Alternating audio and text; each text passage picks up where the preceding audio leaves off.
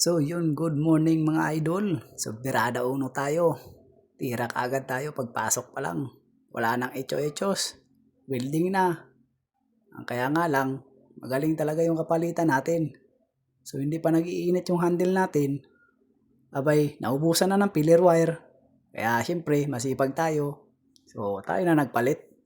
Wala nang albo-albaruto pa. Kaya agad na pinalitan ko na. Pagkatapos nito, siguradong tuloy-tuloy na tayo. Tuloy-tuloy ang kuyakoy. Kaya dito sinalpak ko na. Medyo mabigat to, idol. So, dahan-dahan tayo. So, nung naisalpak na nga natin, papasok na natin yung pillar wire niya sa hose. Pagkatapos nito, pipindutin na lang natin para lumabas siya. So, dito, medyo umiipit yung pillar wire niya. Kaya ingat-ingat tayo. Dahil alam nyo na, huwag nyo sisilipin. Dahil kung hindi, mabubulag kayo. Kasi may problema na itong hose. So dito, kahit anong pagmamadaliin natin, kung talagang may problema ang hose natin, hindi agad-agad lalabas yung pillar wire. Kaya ang ginawa ko dito, tinanggal ko na yung contact tip niya kasi sumasabit siya doon.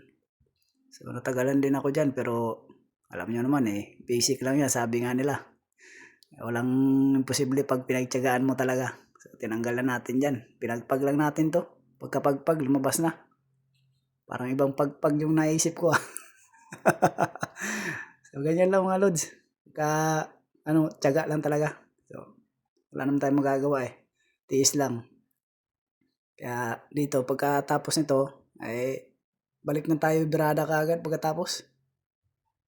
Kasi kailangan natin makahabol ng kota dito. Baka maabutan tayo ng paglifting ng chassis, maiiwan tayo. So ito, nagdali na akong bumira. Birada na kaagad. Wala nang ligoy-ligoy pa. So sa mga nagtatanong pala mga idol about sa agency ko, so tapusin nyo yung video na to. At ito makikita nyo yung agency ko. So palagi itong hiring, no? Iba-ibang bansa. So dalawin nyo lang yung page ng agency. At may QR code doon. Doon kayo magpasa ng resume. So kusa na yan sila tatawag sa inyo. Para i-line up kayo. Kaya sa mga hindi pa nakapalo, so follow lang kayo sa page ko. Ito sa Christopher Abayon.